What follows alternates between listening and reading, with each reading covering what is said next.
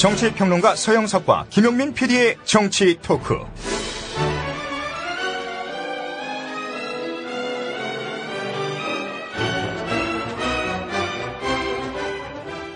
(2012년 11월의) 마지막 날 11월 30일 저녁 7시 9분에 녹음을 합니다.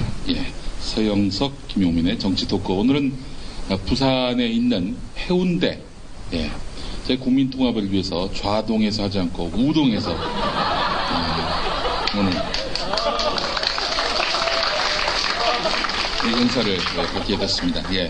우동에 있는 부산 시청자 미디어 센터 2층 강당에서 여러분과 만나고 있습니다. 자, 서영석 대표님. 네. 부산입니다. 어제는 김해였고요. 부산을 위시한 영남권이 이번 대선의 최대 변수다, 이런 말씀을 하셨는데, 다시 한번 좀 요점 정리를 해주시죠. 이번에는 그렇게 많지는 않아요. 제가 이제 3대 변수라고 이름을 지었는데, 첫째는 단일화 변수고, 두 번째가 투표율 변수라면은, 세 번째가 영남 변수라고 보는 거죠.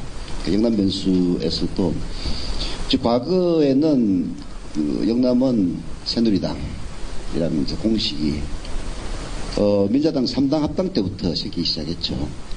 통일민주당이 민주당의 품으로 들어가면서 생겼던 현상인데, 그것이 지난 지방선거 때부터 깨지기 시작해가지고 이번 대통령 선거에서는 그야말로 90년인가요? 91년인가요? 3당 합당. 90년입니다. 90년이죠. 그러면은 무려 23년 만에 특별한 지각 변동이 일어날 조짐을 보인다. 90년이면은 아이유가 태어나기도 전입니다. 근데 제가 여기는 이제 부산이지만은 오늘 민주당 문재인 후보가 대구에서 유세를 했어요. 오늘 영남일보에서 여론조사를 했는데요. 대구에서는 박근혜 64.6대 문재인 32.7이 나왔습니다. 그 다음에 경북에서는 박근혜가 79.9, 문재인이 17.5가 나왔습니다. 사실 이제 대구 경북 지역은 노무현 대통령도 12% 안팎을 기록했던 곳입니다. 그리고 정동영 후보는 한 자릿수대의 지지율을 기록했던 곳이죠. 물론 이제 대구 경북은 여전히 새누리당 박근혜 후보의 아성이고 지지가 굉장히 강합니다. 그렇지만은 오늘 그 유세 사진들을 쭉 보니까요, 원래 이제 자기 편에 대해서는 좀 부풀리는 경향이 있지 않습니까? 그래서 뭐 10,000명이 모였다 이렇게 얘기하는데, 10,000명인지는 모르겠습니다만은 그 사진으로 봐서는 굉장히 많은 인파가 모인 것은 사실이에요. 그래서 대구 경북이 이 정도면은 부산 경남은 어떻게 했느냐, 이렇게 질문하는 분들도 계시는데, 저는 그런 질문이 올바른 질문이 아닌가 생각을 하고, 자, 이런 식이라면은 지금 이제 각종 여론조사에서 혹은 이제 박근혜 캠프나 문재인 캠프에서도 내부 여론조사를 계속 합니다. 자기 나름대로는 신뢰도 있는 곳에 의뢰를 해서 조사를 하는데, 박근혜 캠프에서는 한 3% 이기고 있다. 문재인 캠프에서는 한 3% 뒤지고 있다. 이런 이야기가 나오고 있죠. 그건 뭐 나름대로의 근거에 의해서 하는 얘기겠습니다만은, 저는 대구 경북과 부산 경남 울산의 분위기로 봐서는 그런 여론조사의 신뢰도가 그렇게 높은 것은 아닌 것 같다 하는 생각을 하죠.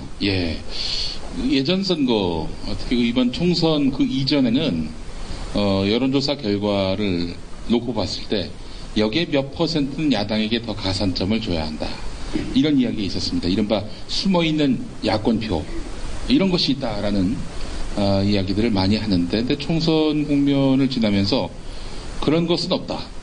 여론조사가 야권에게 유리하게 나왔는데 결과는 야권에게 불리하게 나왔고, 따라서 숨어있는 몇 퍼센트는 새누리당 표가 아니겠는가, 이런 그 분석도 있는데 말이죠. 지금 여론조사에서는 숨어있는 야권 표가 있다고 보십니까? 아니면 도리어 숨어있는 여권표가 있다고 보십니까? 아니면 뭐 아예 아무것도 없다 이렇게 봐야 하는 건지. 지난 총선 때는요, 이제 숨어있는 여권표 어쩌고저쩌고 했는데, 예.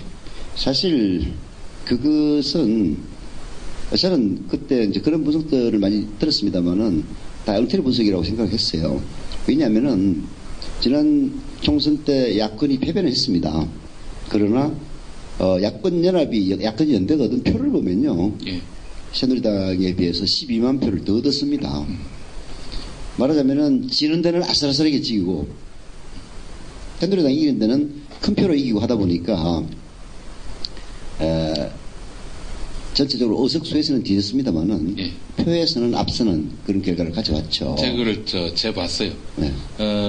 민주통합당과 통합진보당 합쳤더니 46.3%고 새누리당과 이번에 새누리당에 들어간 선진통일당, 이인재 씨가 있었던 선진통일당, 그러니까 새누리당과 선진통일당 합쳐봤더니 46%, 0.3%포인트 차로 진보정당이 보수정당을 이겼단 말이죠. 그렇기 때문에 총선에서 뭐 대패했다고 하는데, 김용민이 때문도 그렇고 하여튼 대패했다고 하는데, 그래도 전체 득표수로 보면은 야권이 이긴 거 아닌가. 0.3%가 표로 환산했는데 12만 표였어요. 네. 그러니까 120만 표를 이기면은 3%를 이기는 겁니다. 예. 마찬가지로 그때보다 유권자 수가 조금 더 늘었죠. 예. 하여튼 비슷합니다. 예. 이제 그래서 뭐 숨어있는 여권표라는 것은 이제 사실 말이 안 되는 얘기고요. 숨어있는 야권표는 존재를 했습니다. 여론조사가 굉장히 많이 틀려요. 실제로 선거 우리가 이제 누가 앞서냐 누가 뒤지냐 이것만 관심을 갖고 있는데, 실제로 프로테이지를 따져보면은 선거 직전에 조사한 것과 또 실제 선거에서 나온 그 득표율 차이가 엄청납니다. 네. 사실은 대표적으로 여론조사의 무덤이 됐던 사건이 4.27 재보선 당시 강원도지사 선거 아니었습니까? 그렇죠. 항상 뭐 1, 2%도 아니고 5, 6%도 아니고 두 자릿수가 넘어가는 무려 20% 격차를 항상 유지했던 엄기영과 최문순. 엄기영이 항상 20% 이겼어요. 근데 결과는 5%. 5% 승리로 나타났죠. 예. 오차가 25%. 예. 이제 여론조사가 이렇게 여론조사에 갖다 버려야지, 그냥. 여론조사가 이제 여당에게 유리하게 나오다 보니까 결국 숨어있는 약간표가 있는 게 아니냐, 이런 이야기들이 나왔었는데요. 그때는 이제 여론조사 기법상의 문제가 많이 있었습니다.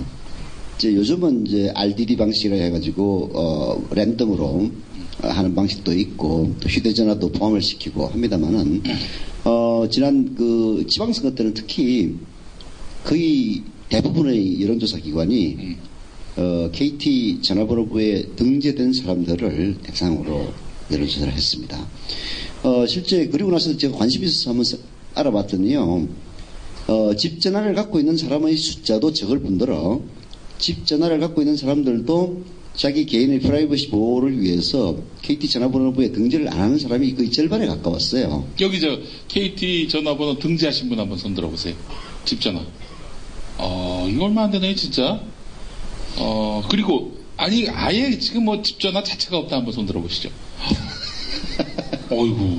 이러니까 이런 요구 현상이 일어나는 거죠. 네. 얼마나 코미디였습니까? 그러니까 이분들은 전혀 지금 안 잡히는 거예요, 여론조사에서는. 그렇죠. 네. 국민도 아닌 거예요, 한마디로. 아니, 김영훈 교수가 지난번에 그 얘기를 했잖아요. 네. 여론조사에서 휴대전화 비율이 높을수록 정확하더라. 네. 맞습니까? 그렇습니다. 정확합니다. 네. 왜냐하면은 휴대전화는 실제로 전화를 하면은 도달하려는 그 대상 아닙니까? 실제로 전화 받는 사람들이. 근데 집전화는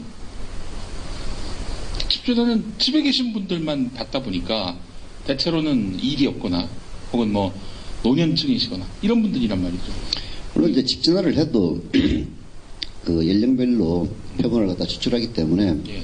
완전 이제 엉터리 사기는 아닌데. 근데 그렇다 하더라도 예를 들어서 20대가 하도 안 받는다 그러면은 10명 조사할 거 5명밖에 조사를 못했다 그러면 곱하기 1을 합니다. 곱하기 1을 하죠. 네, 그렇게 보통 해요. 이게 보정이라고 그러는데. 보정. 네, 포토샵, 포샵. 예. 뽀샵질이라고 하죠. 전문 용어로. 그러다 보니까 여론조사가 많이 틀립니다. 이 우리나라도 특성상 그 나이 많은 분들이 여당을 지지하고 젊은 사람들이 야당을 지지하는 그런 현상하고 겹쳐지니까 여론조사가 많이 틀리고 예. 그것이 이제 숨어있는 표다 예. 이렇게 해석을 했는데 엄밀히 말하면은 예. 여론조사를 잘못한 거지 그렇지. 숨어있는 표는 아니었죠. 예. 근데 이번 대선은 좀 그게 있는 것 같아요. 아, 숨어있는 표가 있는 것 같다? 예. 아, 결국은 단일화에 말하자면 화학적인 결합이 네. 현재 제대로 100% 완벽하게 이루어지지 않은 상태 아닙니까? 예.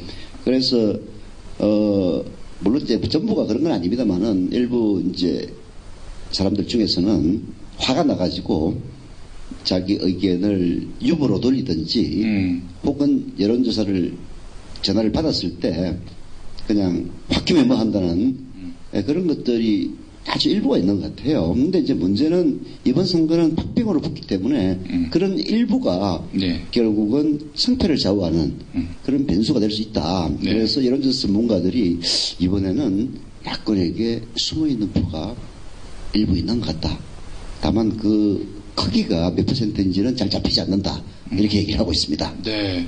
대표님 보시기에는 몇 %인지 감으로 한번 맞춘다면 아니 사실은 이렇게 현장에서 뛰었던 분들 선거를 여러 번 경험한 분들이 대략 딱 찍어서 얘기하는 것들이 맞는 경우가 많습니다.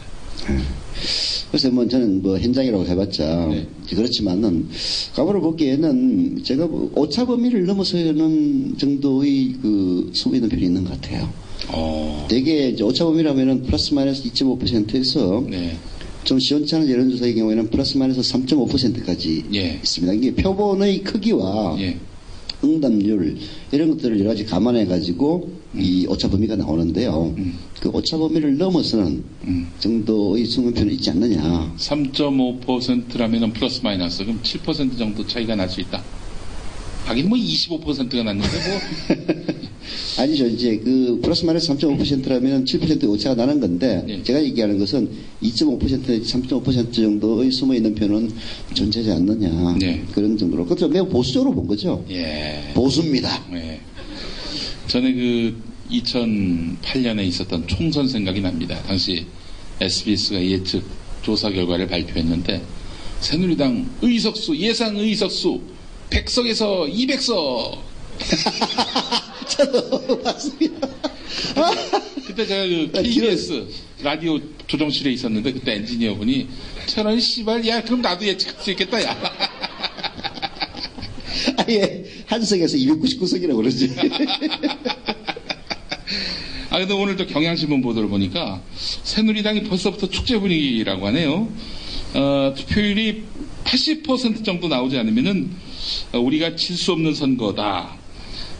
투표율이 야당이 원하는 만큼 높지 않을 것이다. 수도권에서 15% 이상 지지 않는 이상 지역별로 표 계산을 해보면은 절대로 질 수 없는 선거를 우리가 하고 있다. 최소한 200만 표 이상으로 이길 것 같다. 이렇게 새누리당 관계자가 이야기를 했다고 합니다. 그래서 벌써부터 인수위를 준비하고 공무원들이 특정 실세에 줄대려고 줄을 서고 있다는 그런 이야기도 들리는데 물론 기사는 다른 한쪽의 또 입장도 이야기합니다. 새누리당의 또 다른 관계자는 선거 분위기가 좋아서 좋긴 한데 한 가지 걱정되는 것은 도움도 안 되고 좀 이상한 사람들까지 캠프 주변에 많이 꼬이는 것이다. 선대위 핵심 관계자는 지금은 살얼음판을 걷고 있다. 한 표 한 표가 아쉬운 상황이다. 이렇게 이야기를 하고 있는데 그 기사 저도 읽었어요. 이 기사 보고 멘붕 빠진 분들이 있어요. 아니 나는 그 기사 보고 경향신문 기자가 새누리당을 엿먹이려고 쓴 기사 같아요. 아 그래요? 네. 오. 그 기사의 앞뒤가 잘 안 맞는 게 예. 200만 표를 이긴다면서 맨 마지막에는 한 표가 아쉬운 상황이다. 살얼음판을 걷는 기분이다. 말이 되는 얘기예요. 아까 얘기했지만은 네. 3%가 120만 표였습니다. 그러면은 200만 표면은 무려 5% 이상 이기고 있다는 얘기인데 예. 사실 지금처럼 양자 구도가 확실하게 짜인 선거는 또 별로 없었어요. 예. 지난 선거 때도 2007년 때도 제3자라고 볼 수 있는 제3후보라고 볼 수 있는 이희창 씨가 한 400만 표를 얻었습니다. 400만 표. 네. 어이구 부산시 인구만 합니다. 그렇죠. 그리고 2002년에도 2002년에는 뭐 양자구도로 치러졌지만 그때는 그 권영길 후보가 100만 표 이상 넣었죠. 예. 네. 그런 상황인데 지금은 그야말로 문재인 대 박근혜 이외의 후보들은 눈에 잘 보이지 않는 그런 선거입니다. 그렇다면은 여기서 5% 리드라면요, 진짜 여기 나온 대로 축제 분위기 인수위 짤만해요. 네. 근데 그 뒤에 한 표 한 표가 아쉽고 200만 표 앞선다며 이제 그래서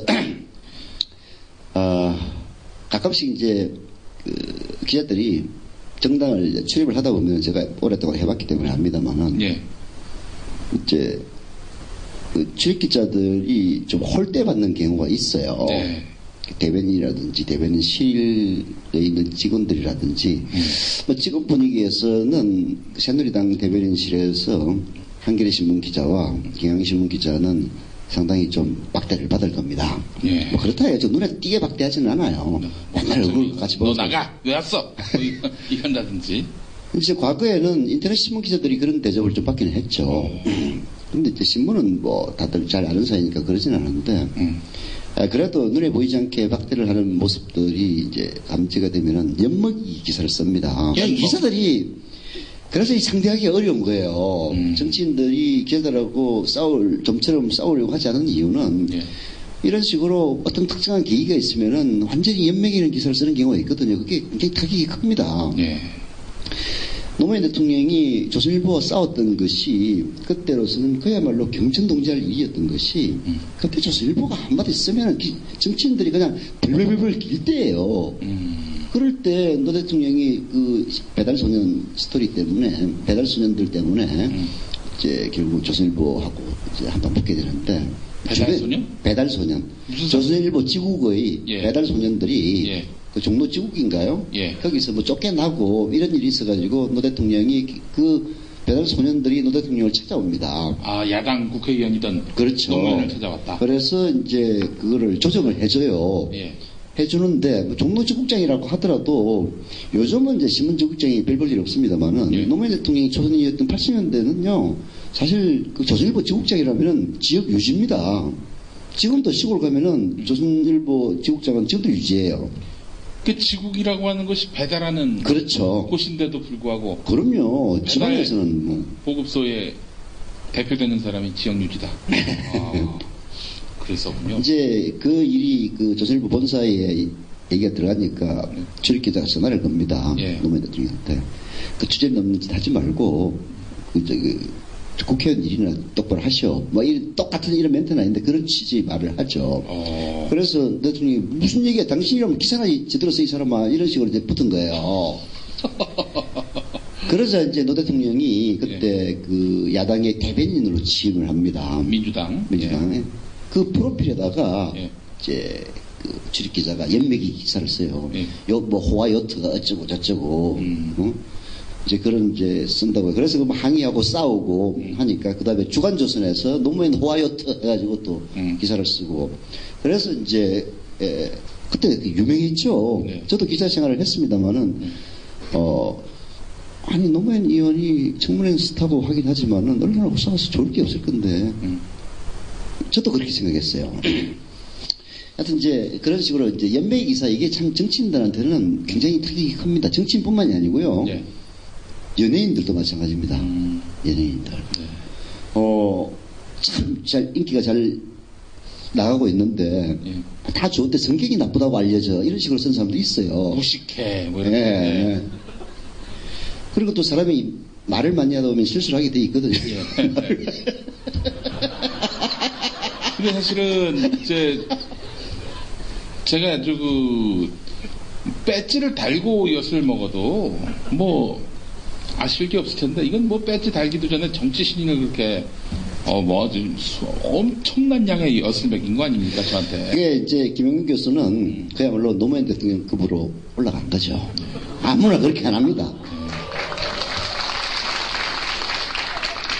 그런 연맹의 기사를 이제 써요. 저도 그 열받으면 썼어요. 잘 기억은 안 나는데 하여튼 욕은 할 수 없지만은 아주 기분 나쁜 이게 경향신문 기사가 저는 바로 새누리당 엿먹이 기사가 아닌가 하는 생각이 들더라고요. 지금은 사실 어느 한쪽도 이렇게 박빙으로 나갈 때는요. 예.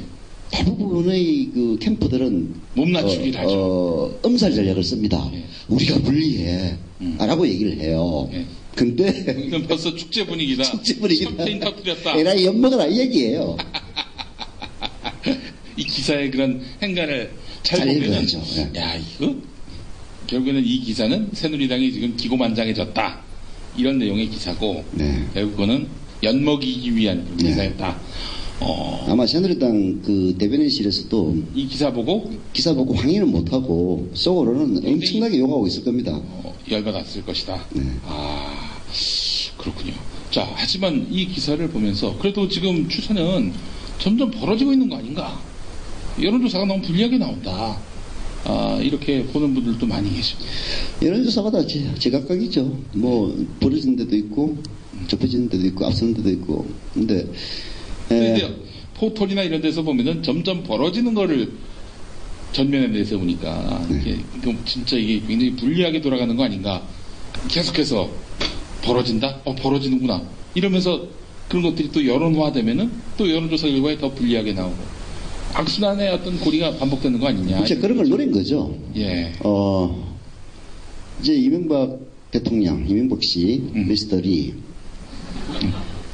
미스터리가 만들어 놓은 그 이제 열매를 박근혜 후보가 지금 먹고 있는 그런 행세인데요. 예. 언론 장악, 그다음에 포털 장악. 다음이 잘 말을 안 들으니까 상당히 많이 그 이명박 정부에서 압력을 넣지 않았습니까? 예. 뭐 네이버도 결국 주저앉았죠. 그 네이버 댓글이 옛날에 유명했었는데 예.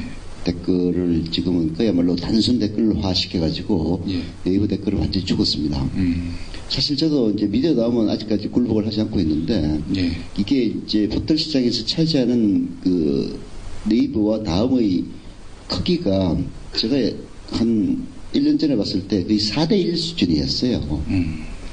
이게 미디어 다음은 그만큼 힘이 약하니까 그렇게 세게 안 몰아붙이고 네이버를 완전히 이제 죽여버리는 그런 전략을 썼는데 예. 그러다 보니까 요즘은 이제 미디어 다음의 댓글이 오히려 재밌어졌는데요. 예. 그 댓글들을 보면은 그야말로 민심이 드러납니다.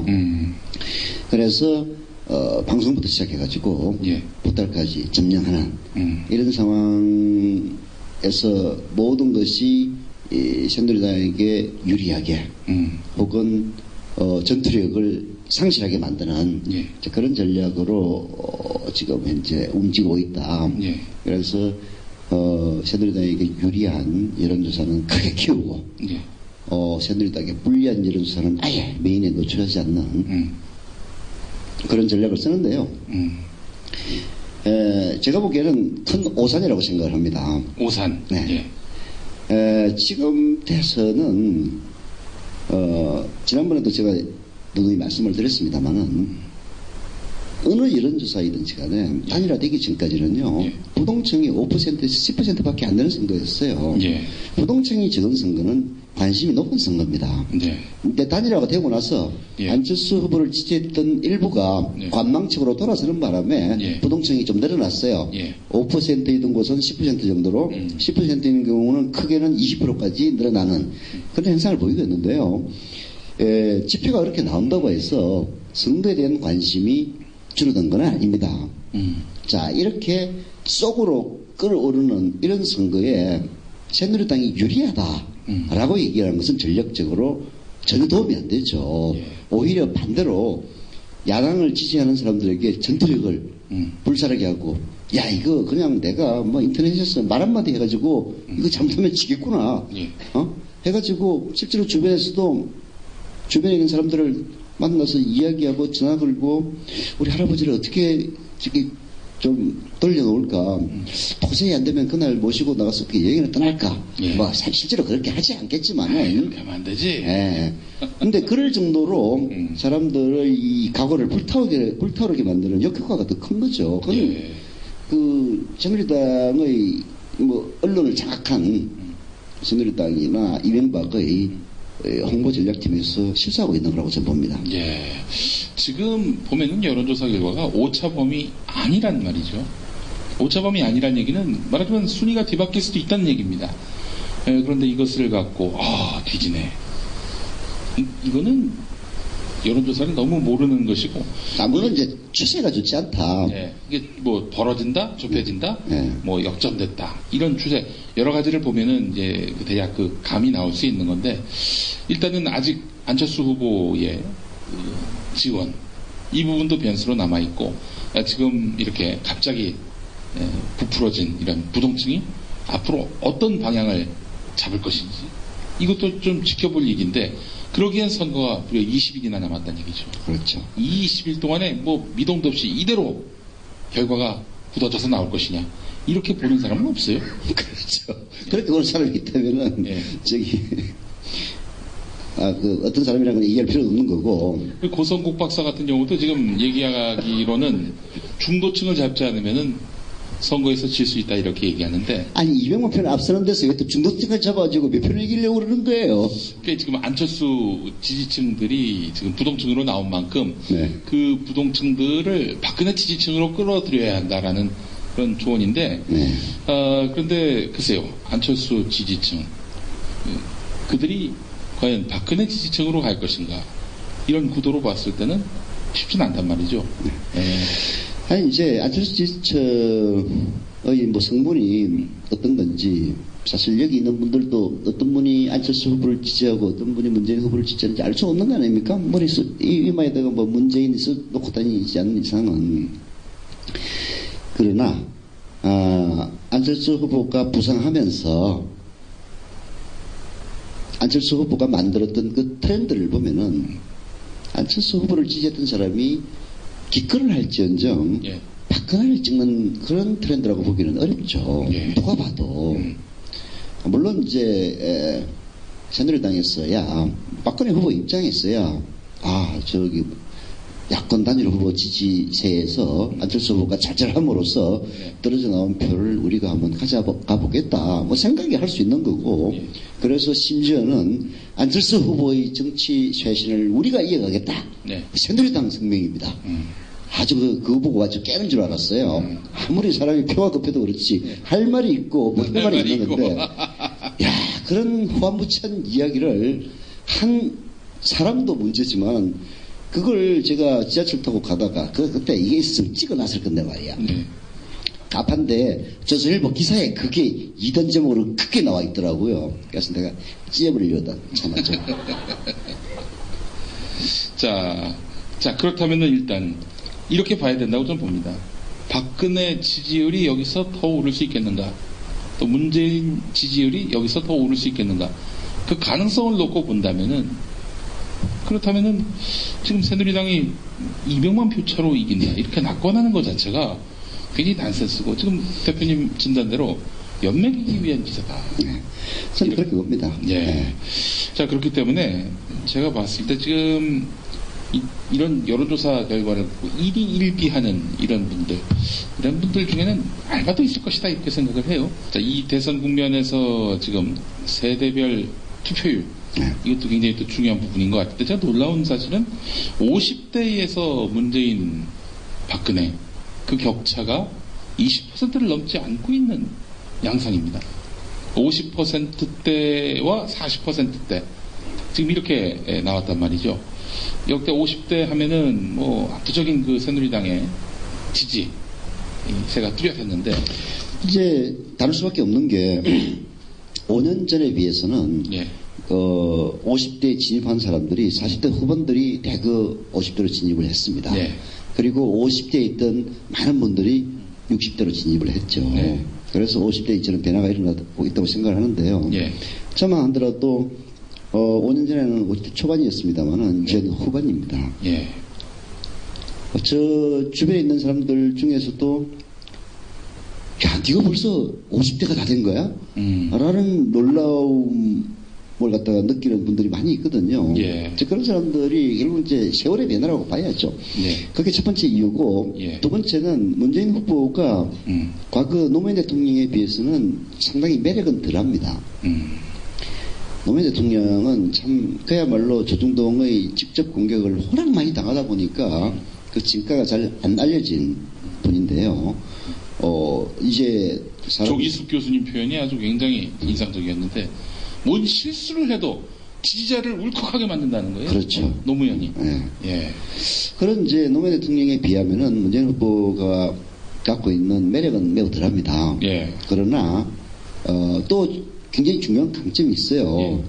말하자면은 나이 드신 분들에게 안정감을 주는 그런 게 있습니다. 네. 그 털어서 뭐 나올 게 없는 사람 아닙니까? 김용민이는 털어서 저기 8년전 막말 말고는 사실 없는 위대한 정치인이라고 난 생각을 하고 있지만. 그러니까 노무현 대통령이 그 반대로 올렸었다고 그랬잖아. 이제 지역구는 정봉주에게 물려주고 예. 전국구를 노리십시오. 글쎄 말입니다. 정봉주가 12월 25일에 나오면은 그때는 물려줄 마음을 지금 갖고 있습니다. 네, 그러니까 전국구를 하시려니까 예. 전국구라는 게 말이죠. 예. 지역에 너무 안주하면 안 된다는. 자, 문재인에는요. 그런 이제 안정감이 이제 50대, 심지어는 60대에게도 어느 정도 과거 노무현 대통령에 비해서는 더 좋은 그런 이제 지지를 보이게 만드는 요인이 되고요. 네. 또 이게 이제 이런 얘기하면 하도 맞춰 어쩌고 해가지고 잘 얘기는 안 하는데 문재인 후보가 이제 특정사 출신이라는 점. 거기서 뭘 했죠? 특정사 사병을 했어요. 사병. 제가 잘 압니다. 특정사는 주특기는 뭐였죠? 주특기는 그냥 그건 보병이죠, 보병. 뭐냐면은 원래 특정사는 장교와 부사관들로만 이루어집니다. 예. 근데 특전사도 뭐 벌어먹고 살아야 될 거 아니에요. 예. 그래서 행정도 봐야 되고 운전도 해야 되고 뭐 통신도 해야 되기 때문에 그런 사람들이 사병을 창출해가지고 예. 특전사에서 이제 말하자면은 특전사의 전투병이라고 할 수 있는 장교와 부사관의 따까리 노릇을 이제 시키는 게 바로 일반병입니다. 예. 이게 문재인 이병은 예. 자숙게 예. 이제 논산훈련소에서 밤에 집합시키면요 예. 굉장히 겁을 냅니다. 예. 제가 입대했을 때도 그랬어요. 예. 근데 그거를 갈려요. 예. 잘못하면은 특전사로 끌려가고 잘하면 카츠샤로 끌려가요. 예. 이 둘 다 사자 비슷하게 끝나는데 완전 극과 극입니다. 그래서 그 특전사 사병으로 이제 가면은 이 낙하훈련을 다 받아요. 의무적으로. 낙하훈련. 예. 오. 병들도 낙하훈련을 합니다. 예. 물론 이제 그 부사관이나 장교는 뭐 일상적으로 하는 얘기고. 이제 그런 건데 이런 것들이 그 이명박 정권의 안보 우선 정권이라고 자칭하던 그 이명박 정권이 지난번 연평도 사건 때 청와대 벙커에서 네. 안전보장 회의를 했을 때 그 코미디 네. 대통령부터 국방장관을 제외한 대통령, 총리, 그다음에 국정원장 네. 모두 군 미필자인 예. 그런 그야말로 코미디 아닙니까? 물론 군대를 안 갔다 왔다 해서 예. 국가 안보를 관리하지 말라는 부분은 없습니다. 그러나 말하자면 안보 관련 회의를 하는데 네. 톱에서부터 예. 가장 중요한 톱3가 다 군대를 안 갔다 왔다는 거는 네. 문제가 아주 큰 거죠. 그런 것들이 네. 사실 우리가 욕을 많이 합니다만은 새누리당을 지지하는 노년층에서도 거기에 대해서는 의구심은 다 갖고 있는 거예요. 네. 그런 것들이 박근혜 후보는 특히 또 여자분이 되다 보니까 안보 문제에 대해서는 좀 약할 것이다. 네. 라고 생각하는, 이제 뭐 60대, 50대들도 다 제각각이니까 예. 그런 것들이 일부가 문재인 후보에게 호의적인 표로 돌아서서 다소 이 패널을 일으키는 행가 요인이 아니냐 보는 거죠.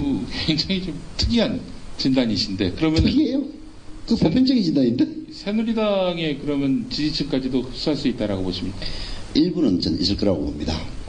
그 퍼센티지가 뭐 얼마인지. 완전히 그 콘크리트 같은 그런 지지층에도 균열이 있을 수 있다? 근데 여기도 오신 분들 중에서도 보면은 나이 드신 분들 제법 있어요. 네. 60대, 70대에서도 그렇게 콘크리트는 아닙니다. 물론 이제 그 비율이 적다 보니까 그런 얘기가 나오는 겁니다만은, 네.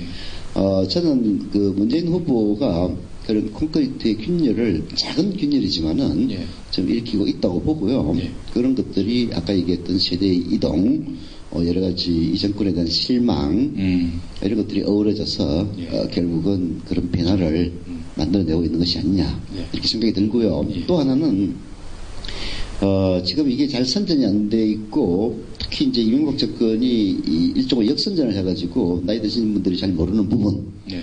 뭐냐면은, 그 노령연금. 예. 이게, 뭐, 아시는 분은 다 아시겠지만은, 그 스토리를 제가, 책으로도 쓰고, 여러 가지 연구를 해봤기 때문에 그 과정을 잘 알아요. 예.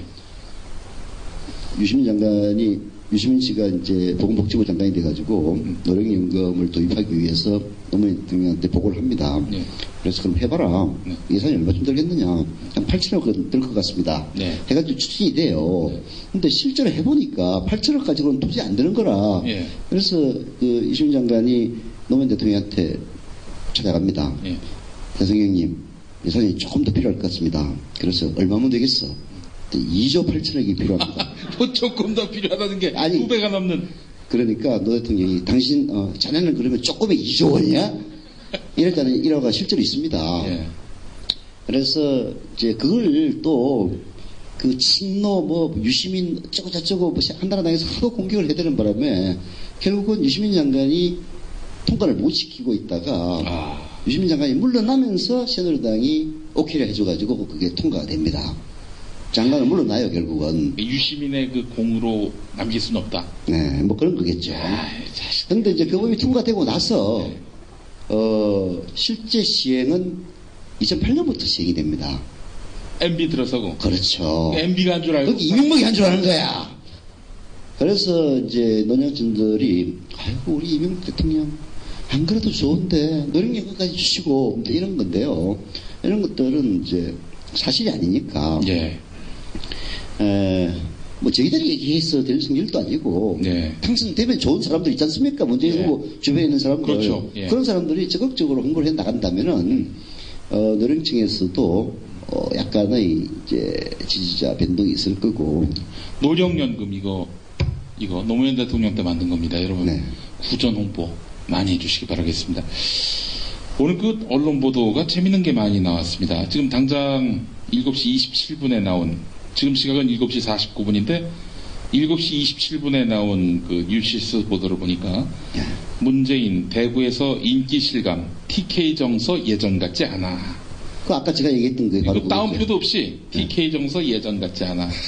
뉴시스의 이 시각이란 얘기죠. 네. 그래놓고는 대구 백화점 앞 광장에는 경찰 추산 1000여 명. 이거 10,000명이란 얘기입니다. 아까 제가 만명 한 3,000명은 최소한 되겠더라고. 예. 경찰 추산 1,000명의 시민들이 찾아서 더 이상 새누리당에 대한 TK 지역민들의 맹목적인 지지가 예전 같지 않음을 실감케 했다. 이렇게 단정적으로 써도 됩니까, 이게? 예. 또 오늘 제가 스크랩한 기사가 있는데, 외신 기사입니다. 뉴욕타임스. 제목이 어설픈 민주주의 국가에 여전히 인기 있는 독재자의 딸. 이게 따옴표가 붙지도 않았어요. 이것도 역시 뉴욕타임스의 입장이란 얘기죠. 예. 어설픈 민주주의 국가에 여전히 인기 있는 독재자의 딸. 우리나라가 어설픈 민주주의 국가고 여기서 독재자의 딸이 인기 있다. 얼마나 조롱하는 듯한. 쪽팔리는 거죠. 예. 그리고 뭐 많이 보셨습니다만은 뭐 르몽드도 그렇고 또 AP도 그렇고 또 블룸버그도 그렇고 뉴욕타임스도 그렇고 다 딕테이터스 더터 독재자의 딸이라는 표현을 씁니다. 네. 예. 그 이제 박정희가 뭐 명백한 독재자였던 건 사실이니까 예. 외신에서 그렇게 쓰는 건 당연한 건데 예. 사실 좀 창피한 일이긴 하죠. 예. 대개 그 딸이 예. 대통령 후보가 되거나 예. 대통령이 되는 경우는 그 부친이 독립운동을 했던 사람들입니다. 그 나라에. 대부분이 그래요. 근데 이 나라는 어떻게 일본군 장교를 했던 그리고 군사 쿠데타로 헌정질서를 무너뜨렸던 사람의 딸이 또 한 번 내란을 했죠. 그 유신으로. 네. 그러니까 창피한 거죠. 예. 누구의 딸이라고 해서 창피한 건 아닙니다. 예를 들어서 네루의 딸이 인도의 총리가 되지 않았습니까? 예. 라든지 아웅산 수치. 아웅산 수치도 역시 마찬가지고. 그리고 또 뭐 아키노 예. 부인이긴 합니다만은 예. 그런 것들 것들은 여자라고 해서 무시하거나 예. 그 평가가 절해야 되는 건 아닙니다만은 예. 박근혜는 여자라서가 아니죠. 그럼요. 예. 그건 독재자의 딸이다. 그러니까 앞으로 대선에서 만약에 박근혜가 이긴다면은 독재자의 딸이 당선됐다. 그렇죠. 외신에 그렇게 찍혀나간다는 거 아닙니까? 예. 야, 참. 그러니까 사실은 뭐 아버지가 이제 독재를 했다고 그래서 그 책임을 딸이 다 고스란히 다 안을 필요는 없는 거죠. 그 자신이 독재에 대해서 어떤 생각을 갖고 있느냐. 우리 아버지가 내 아버지지만 잘못했다. 그런 독재 정치는 하지 말아야 된다. 아니, 분명하게 못을 박은 것도 아니고 그냥 떠밀리다시피 과거사에 대해서 사과를 했던 인물 아닙니까? 그래서 한때 그게 유행했지 않습니까? 스베틀라나라고 스탈린의 딸. 예. 스탈린의 딸은 발음도 잘 안 된다. 스베틀라나. 예. 뭐 자서전을 읽어본 건 아닌데 그 한 부분만 따가지고 아버지의 그 독재에 대해서 사과하는 진솔한 사과하는 말과 그리고 그 박근혜 후보의 이야기를 대비시켜서 한번 굉장히 유행한 적이 있었는데요. 예. 바로 김영 교수 말 그대로입니다. 독재자의 딸이라고 해서 무슨 대한민국이 연좌제가 적용되는 나라도 아니고 네. 대통령이 될 자격이 없다는 건 전혀 아니죠. 네. 그러나 그 독재에 대해서 박근혜 후보는 일정 부분 책임을 지고 있다는 게 첫 번째 문제입니다. 왜 책임을 지고 있느냐? 예. 퍼스트 레이디를 했잖아요. 그것도 그리고 온갖 구국 여성 봉사단 총재 하면서 박정희의 독재를 뒷받침해주는 그야말로 중요한 박정희 아무도 안 믿었지만은 네. 박근혜만 믿는 최고의 신복이었죠. 네. 그런 역할을 했다는 게 문제고. 게다가 또 유경수 여사 서거 이후로 이제 퍼스트 레이디란 거 아닙니까? 그때가 1975년부터 79년까지인데 그때 우리나라 민주주의가 후퇴 정도가 아니라 아예 땅에 파묻었었죠. 그렇죠. 75년에 긴급조치 중에 제일 웃겼던 게 뭐냐면은 같이 시위를 합니다. 근데 한 학생은 딴 데서 시위를 했고 한 학생은 고려대 안에서 시위를 했어요. 긴급조치 몇 호인지는 모르겠지만 고려대학교 안에서 시위를 하면은 최고 징역 10년.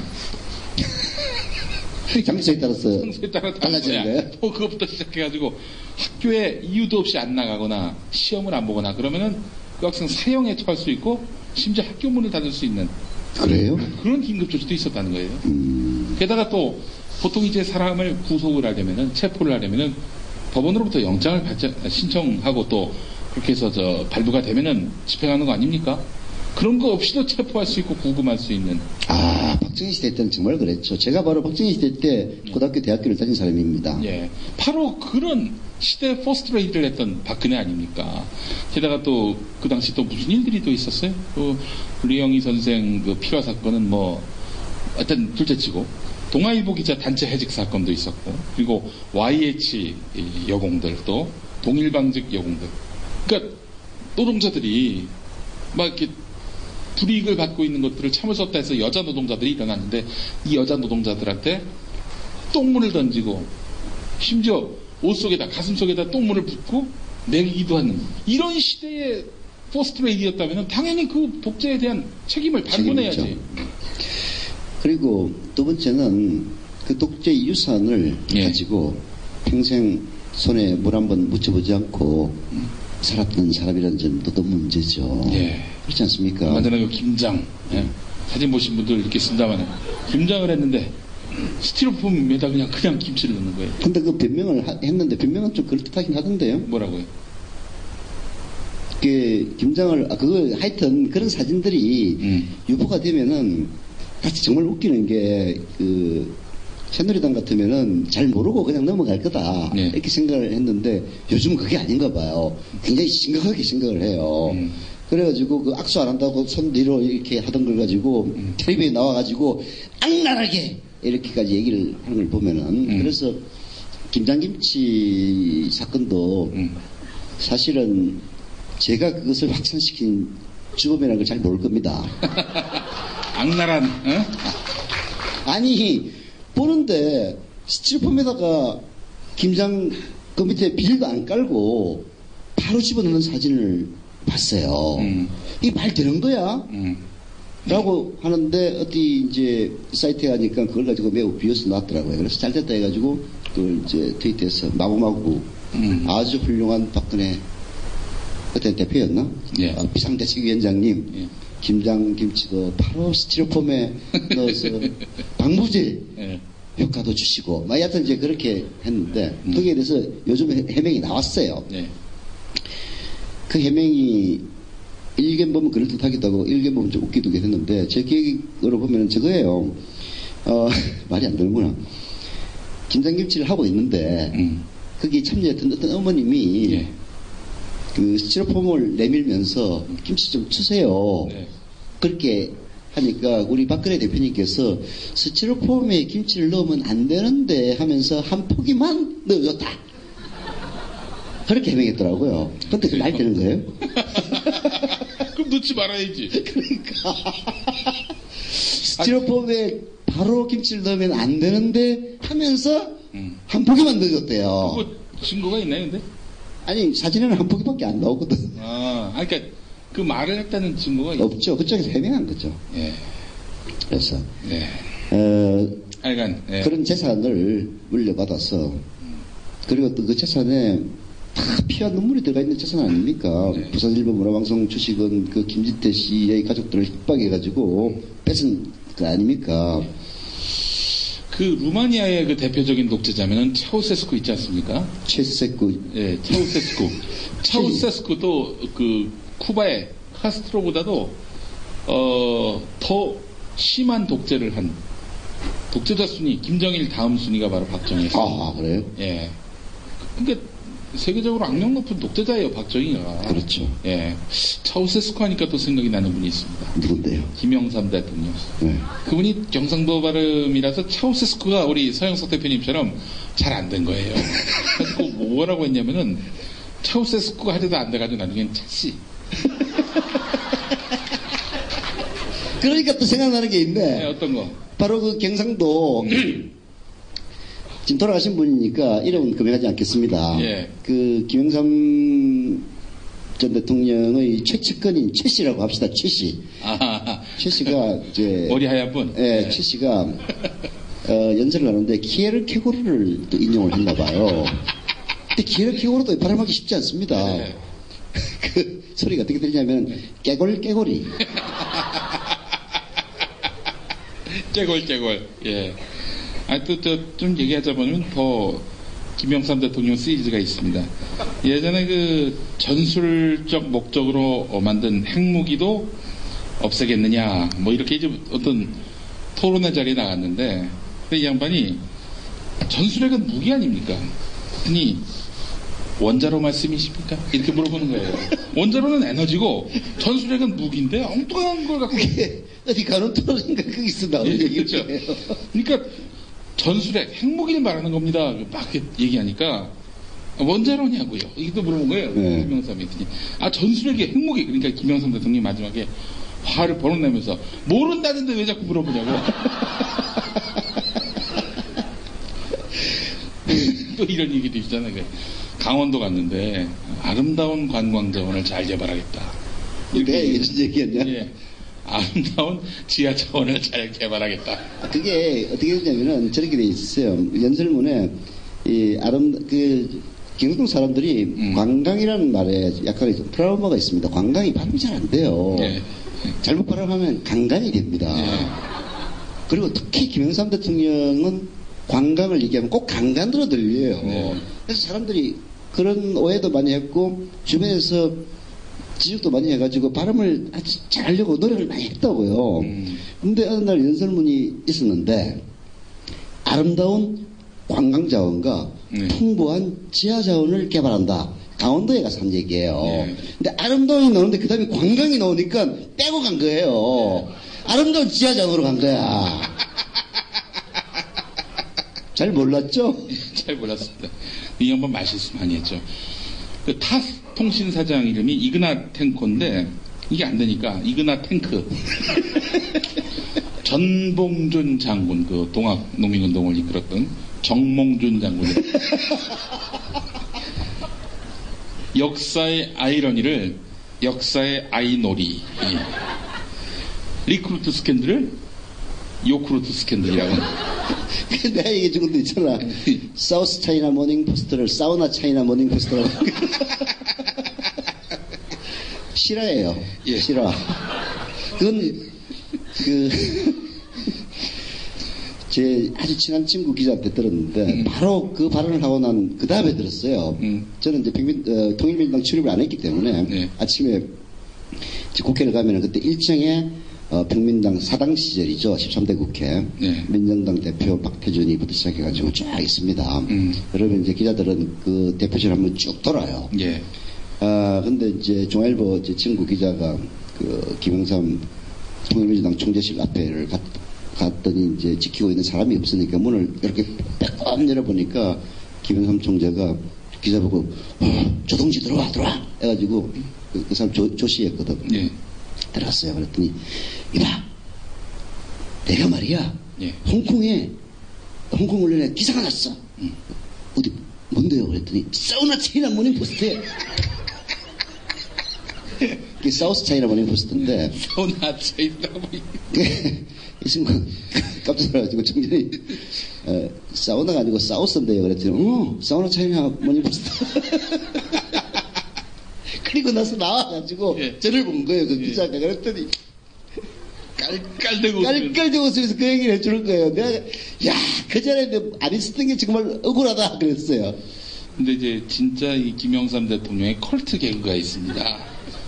그 집권하고 그 이듬해 첫 신년을 맞이했는데 1994년 1월 3일 청와대 신년 하례회에서 김영삼 대통령이 발언을 했는데 걔는 아주 충직하고 성실하며 우리 국민의 생명과 재산을 보호해주고 있다. 이렇게 말했어요. 갑자기 문제는 이때부터였습니다. 달리는 기차를 향해 소리 높여 짖는 것도 개다. 그러나 우리의 달리는 기차는 개가 짖어도 뒤도 돌아보지 않고 전진밖에 할 수 없는 상황이다. 아니 개를 칭찬하더니 개가 짖어도 우린 달려야 된다.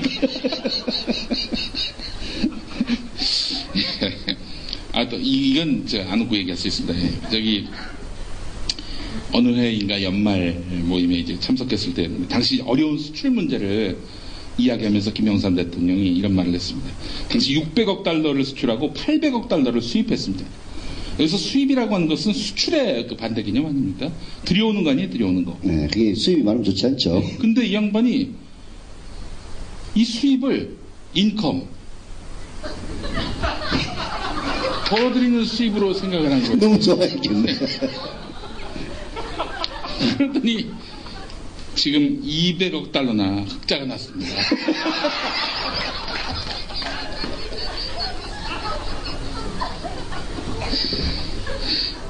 근데 갑자기 이 양반이 또 여기서 겹실수를 하는 거예요.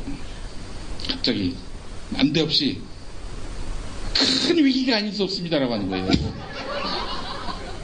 200억 달러나 흑자가 났습니다 했는데 이 양반이 흑자가 흑이 뭐 흑심 흑막 할 때 나쁜 의미인 줄 알았나 봐. 반대로 적자는 뭐 누구의 적자다 이런 얘기할 때 그런 줄 알고 갑자기 200억 달러나 흑자가 났습니다. 박수가 터져났는데 위기가 아닐 수 없습니다. 그러더니 내년에는 반드시 적자로 만들어드리겠습니다. 김영삼 대통령이 약속을 지켰습니다. IMF가 왔습니다. 그래도 이분이 또 그래도 나름대로 어렸을 때는 이 문학 소년이어서 문학가에 대한 꿈을 갖고 있었다고 합니다. 대통령에 대한 꿈을 꾸기 전에. 그랬더니 상도여중이라고 우리 퇴임한 다음에 상도여중 가가지고 강의를 하는데 제가 어렸을 때 정말 위대한 문학가가 되기 위해서 책을 많이 읽었다고. 대표적으로 톨스토이의 죄와 벌을 읽었다. 예, 도스토옙스키가 쓴 건데 톨스토이의 죄와 벌을 읽고 얼마나 울었는지 모른다. 또 그치. 김대중 대통령은 그런 실수 안 하잖아요. 김대중 대통령은 이런 실수를 많이 했죠. 당을 하도 많이 바꾸다 보니까 이제 민주당 전당대회 가가지고 우리 평화민주당은 뭐 이런 얘기를 많이 했죠. 예. 제가 진짜 많이 들었습니다. 이제 백민당을 한 몇 년 출입했거든요. 네. 그래서 당을 한두 마리 나오다 보니까 새정치국민회 할 때 또 민주당, 우리 민주당은 그러고 아유 그런 실수를 많이 하셨죠. 근데 우리 김영삼 대통령에 비하면 뭐 조족지열이네요. 아유 저기 교양에서 비교가 불가능하죠. 네, 김대중 대통령은 네. 아주 교양이 풍부한 사람입니다. 예. 나이가 드신 분들이 책 읽는다는 게 쉬운, 저도 사실 요즘 책을 안 읽으니까 맨날 이제 보고 있는데, 네. 굉장히 독서를 많이 하셨어요. 제가 우리 서영석 대표님 예전에 한번 대표로 모신 적이 있었는데, 굉장한 다독가세요. 많은 책을 읽으십니다. 틈만 나시면 읽으시고, 괜히 책을 꽂아두는 사람이 아니라 내내 보시는 분이었어요. 예. 옛날 얘기입니다. 지금 안 읽으세요? 예. 옛날에 그러셨습니다. 옛날에. 대표님. 지금 여러분께서는 서영석, 김용민의 정치 토크와 함께하고 계십니다.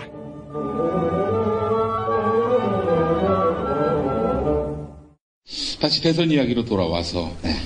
국가 지도자가 네. 저는 이게 뭐 우리의 농담처럼 한 얘기지만은 철학과 교양이 없으면은 참 골 때려지겠다 나라가. 그 전에는 사실 그런 거 잘 몰랐잖아요.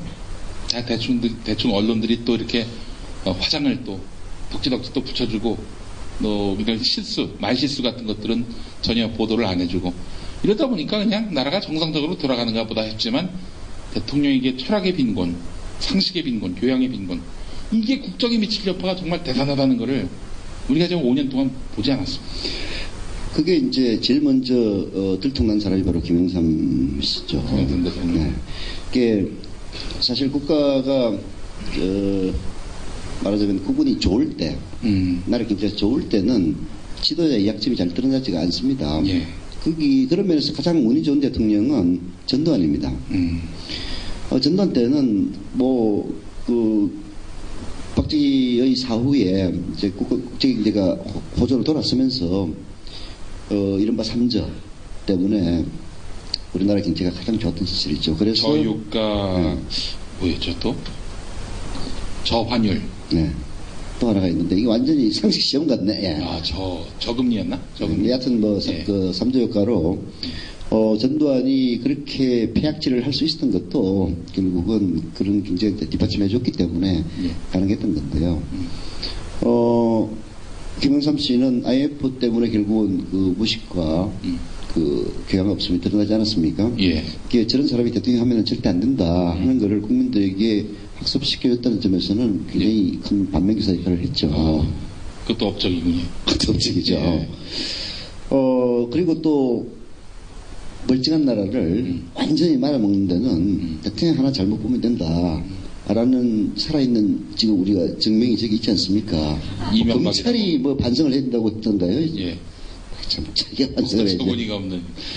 처분이가 없는 하여튼 그런 사람도 있습니다만은 예. 결국은 국가 지도자를 훌륭한 사람을 선택해야 된다는 우리는 이미 역사적 교훈을 갖고 있는 거죠. 예. 그래서 이번 선거가 매우 중요한 것이고. 예. 확실하게 후보 간에 갈리지 않습니까? 아니 뭐 지식 이런 걸 떠나서 기본적으로 국민들의 삶, 그 일상 속에서 감정이입을 할 수 있는 사람이 누구냐? 이걸 따져봐야 된다는 겁니다. 이거 안 따져보고 아니 참 너무 어이가 없었던 게 뭐냐면은 네.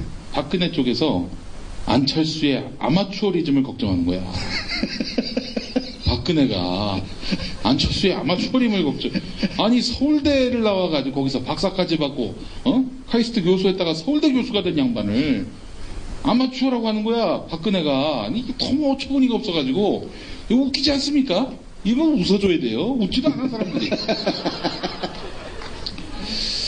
자, 그런 의미에서 본다면은, 지금, 우리가 5년 동안에, 이명박의 4대강, 용산 참사, 또, 쌍용차 폭거, 이런 것들을 갖고 우리가 문제를 많이 삼죠. 중요한 문제긴 합니다만은, 근데 그 고리가 바로, 이 시대의 그 서민들, 약자들의 아픔에 대해서 도저히 공감이 안 되는, 감정이입이 안 되는, 이런 걸 사이코패스라고 하거든요.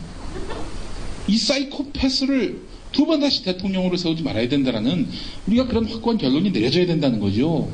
그 결론도 없이 대선을 맞으면서 아무에게나 표를 던진다. 이거 전에 전용이 그런 말을 했습니다. 여러분, 한 번 속은 건 실수일 수 있습니다. 그러나 두 번 속은 건 그 사람이 바보란 얘기입니다. 그랬거든요. 어우, 전용이 그렇게 훌륭한 얘기를 했어요? 네, 전용이 그런 얘기를 했어요. 오. 예. 전용은 바보네. 아니, 이제 아까 그 검찰 얘기 잠깐 하셨는데, 네. 대선과 검찰 굉장히 중요하지 않습니까, 이거? 네. 이게 사실인지 아닌지 모르겠습니다만, 97년 대선 당시에, 당시 검찰이, 김대중 후보의, 말하자면 자금을 조사하려고, 막 손을 대려고 했는데, 그때 김대중 대통령이, 그 당시 김대중 후보였죠? 김영삼 대통령에게, 어이, 수사를 하면, 광주에서 밀란이 나는 수가 있어. 이렇게 얘기를 해서 결국 검찰을 묶어뒀다는 그런 그 사실인지 여부는 밝혀지진 않았는데요. 예. 중요한 것은 예. 그때 그 검찰총장을 했던 분이 예. 그런 DJ 비자금 수사 명령을 네. 받아들이지 않았다는 얘기는 있었죠. 그게 바로 김태정. 바로 그렇습니다. 김태정 검찰총장. 그분이 DJ 때도 검찰총장을 한동안 하다가 그 부인이 꽃노비 사건, 예. 네, 그 이제 주인공이 됐죠. 미안합니다. 그분이 바로 이제 꽃노비 연정희 씨. 사건이라는 거는 사실 아무 실체도 없는 사건이었는데, 여튼 그 임기 말에 정치검찰이 말하자면은 차기 권력자에게 몸보신을 하기 위해서 줄을 서는 그런 현상은 참 대한민국 검찰의 그야말로 비참한 자화상입니다. 될 권력을 향해서 임기 말에는 그쪽에다가 줄을 서는. 우리가 지난번에 봤잖아요. 우리 이명박 각하가 될 것 같으니까 BBK 관련해서 완전히 이명박에게 유리한 수사를 했고. 실화가 하나 얘기 들을까요? 예. 실화? 예. BBK 사건은 말하자면은 사실 이제 뭐 김경준이 나오고 이명박이 나오고 에리카 김이 나와서 이게 무슨 불륜 드라마처럼 들리지만은 네. 간단하게 얘기하면 주식 사기 사건입니다. 말하자면은 김경준과 에리카 김이 합작해서 회사를 하나 만들고 그 얼굴 마담으로 이명박을 세워서 이명박은 이제 그 국회의원도 하고 뭐 현대건설 자장도 했던 사람이고 하니까 유명한 사람을 씹어서 그 회사가 잘 될 것처럼 보이게 해서 개미 투자자들이 쫙 모이니까 그 돈을 김경준이가 갖고 미국으로 도망간 사건이에요. 예. 그리고 몇백억을 갖고 갔다가 이명박 씨 몫이라고 생각되는 다스 자금은 스위스 은행 계좌가 묶여 있는데도 불구하고 예. 그걸 110억인가 송금해주는 이제 그런 일인데. 일단 드러난 사실은 김경준이 사기꾼이다. 그렇죠. 근데 이명박이 그냥 김경준한테 이용만 당한 그런 경우인지 아니면 공범인지. 이제 그건 잘 모르겠는데. 드러나지 않은 거예요. 네, 그건 잘 모르겠는데. 네. 여하튼 이제 얼굴마담 사실한 거는 그야말로 명백한 거거든요. 네. 누가 김경준이라고 하는 그야말로 듣보잡을 보고 투자를 했겠습니까? 이명박이 있으니까 한 거죠. 근데 그때 그 깨비 투자자들이 2007년에 피해자 소송을 준비를 합니다. 누구한테? 네. 이명박한테. 이명박한테. 그렇죠. 이명박 보고 투자했으니까. 그렇죠. 근데 이게 그야말로 지금까지 알려지지 않은 이야기예요. 그 피해자 소송을 준비했던 사람이 한국의 기업가입니다. 기업가인데 이 사람은 조그만 회사를 경영하고 있는 사람이에요. 근데 이 사람이 자기 회사의 이사가 그 회사의 돈을 횡령을 해요. 이게 옵셔널 벤처스 BBK하고 아무 관계없이 이 사람은 피해자들을 대리해가지고 그 소액주주들이 이명박에게 소송하는 것을 도와주고 있었어요. 도와주는데 이 사람은 자기 회사를 하고 있는데 자기 회사에 이사 한 명이 한 뭐 10억인가 20억인가 횡령을 하는 사건이 벌어져요. 그래서 이 사람이 횡령한 사람을 검찰에 고소를 합니다. 네. 근데 검찰이 그러면은 이 고소를 했으니까 이 이사를 잡아 넣어야 될 거 아니에요. 예. 근데 이 양반을 잡아가 버려요. 그래가지고 죄를 거꾸로 만들어가지고 네가 횡령한 거다 해가지고 구속을 시킵니다. MB 정권 때 있었던 일이죠, 이게. MB 정권 직전이죠. 직전. 그러니까 말하자면은 검찰이 이명박한테 이제 줄을 섰을 때지. 줄을 섰을 때. 그래서 이 양반은 그 옵셔널 벤처스 피해자 소송이 무산이 됩니다. 무산이 돼요. 그리고 근데 이 사건은 너무나 거꾸로 만들어놨기 때문에 대통령 선거가 끝나고 나서 이 사람을 풀어줘요. 그래서 이 풀어주는 사람이 이제 호주로 도망을 갔는데 최근에 귀국을 했습니다. 그래서 그 문제에 대해서 본격적으로 이제 제기하려고 저한테 얘기를 하더라고요. 야, 그러면 진짜 이제 진실에 또 새로운 그렇죠. 문이 열릴 그리고 수 있는.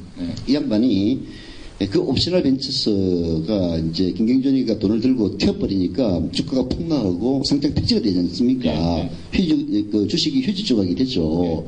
그래서 옵셔널 벤처스의 피해자들이 그 휴지 조각이 된 주식을 모두 인수를 해요. 그래가지고 이 양반이 옵셔널 벤처스 대표이사를 합니다. 회사를 인수했군요. 그렇죠. 왜냐하면 이제 피해자 소송을 준비하려면은 그걸 인수를 해야 되나 봐요. 근데 그때 이 양반을 어찌고니는 제목으로 깜빵에 집어넣어서 거꾸로 만들어서 구속을 시켰던 사람들이 다 고대 출신 검사들이었고 그 이후에 후배들. 승승장구를 합니다. 그래 이제 그 사람이 이제 이명박 정권이 참 악랄하다는 게 과거 뭐 박정희라든지 이런 사람들은 쭉 패고 밟고 그야말로 지성판 위에다가 통닭구이를 하고 했지만은 시대가 이제 그러다 보니까 특히 이제 노무현 김대중 민주정부 10년을 지나다 보니까 그런 현상은 없어졌죠. 대신에 재산상의 피해를 줍니다. 그래서 그 피해자 소송을 준비했던 분은 그야말로 코스닥 상장사를 운영하는 분이었는데요. 회사 다 따라가고 결국은 제 외국으로 도피했다가 왜냐하면은 계속 주변 사람을 괴롭히는 거예요. 주변 사람을.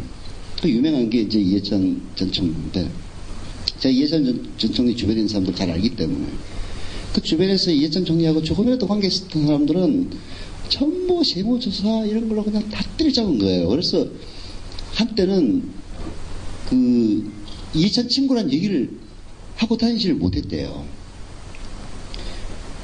이분도 결국은 그런 피해를 입고 자기 주변에 자꾸 자기를 뭐 이런저런 일로 소환하고 하니까 너무 스트레스를 받아가지고 차라리 죽어버릴까 하다가 이제 진짜? 네. 아니 뭐 그딴 새끼 때문에 죽어요. 근데 이제 기업을 하다가 저도 조그만 기업을 운영하다가 결국 말아먹었는데 이게 월급날 되고 회사 형편이 안 좋고 그러면은 정말 저 살아오고 싶은 생각이 듭니다. 저도 결국은 이제 어느 날 촛불 집회가 끝나고 나서 모시를 위해서 모든 기업이 광고를 다 중단하더라고요. 데일리 서프라이즈. 그래서 이제 도저히 운영을 못해서. 그것도 월급 이틀 전인가 그랬다면서요? 네. 그럼 뭐 죽고 싶은 생각이 들죠. 그래서 이제 하여튼 그런 일도 있고 이게 참 보면은 야비하고 사람들을 못 살게 구는. 김용민이도 저 MB하고 MB가 아마 제 이름을 처음 봤던 때가 그때였을 겁니다. CBS 라디오에서 이제 진행을 하고 있을 때였는데. 네, 기억난다. 오프닝 멘트, 노무현 대통령 서거 국면 때 했더니 그때 기사 어떻게 났냐면은 CBS 라디오 시사잡기를 진행하는 김용민 한양대 겸임 교수는 이렇게 나왔는데 CBS 시사잡기 진행자 자리를 박탈하고 한양대 겸임 교수에서 잘고 김용민만 나왔어.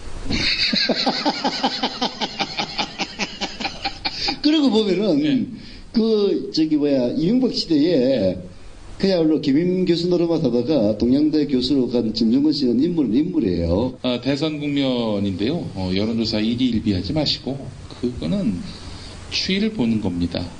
그리고 아직 안철수 후보의 참여 또 대선 국면과 관련해서 본격적인 토론이라든지 여러 유세전들이 가열되는 그런 상황들을 좀 더 지켜봐야 되는 건데 지금 게시판 보면 말이죠. 계속 그냥 우려하고 걱정하고 이대로 안 되는 거 아니냐 뭐 그런 지레 정말 절망하는 목소리들 이런 것들이 나오고 있는데 우리 스스로도 그런 거 좀 자제하고요. 20일은 굉장히 긴 겁니다. 이 긴 시간 동안에 열정을 다했으면 좋겠습니다. 오늘 대구, 부산 그 열기는 정말 대단한 변화의 척도였다고 생각을 하고 앞으로 이 영남이 이번 대선에 아주 중요한 변수가 될 그런 공간이라는 점을 기억하시고 더욱 열정을 다해서 주변을 설득해 주셨으면 좋겠습니다. 승리한다면은 영남의 공헌이 굉장히 크다는 점을 누구도 부인할 수 없을 겁니다. 여러분 어깨에 정말 큰 사명이 얹어진 그런 점을 잊지 마시고 여기 처해진 공간 안에서 여러 동지들과 함께 좋은 역할 또 의미 있는 성과를 내시기를 기원합니다. 네, 오늘 함께해 주신 여러분 정말 감사합니다. 대단히 감사합니다. 고맙습니다. 감사합니다.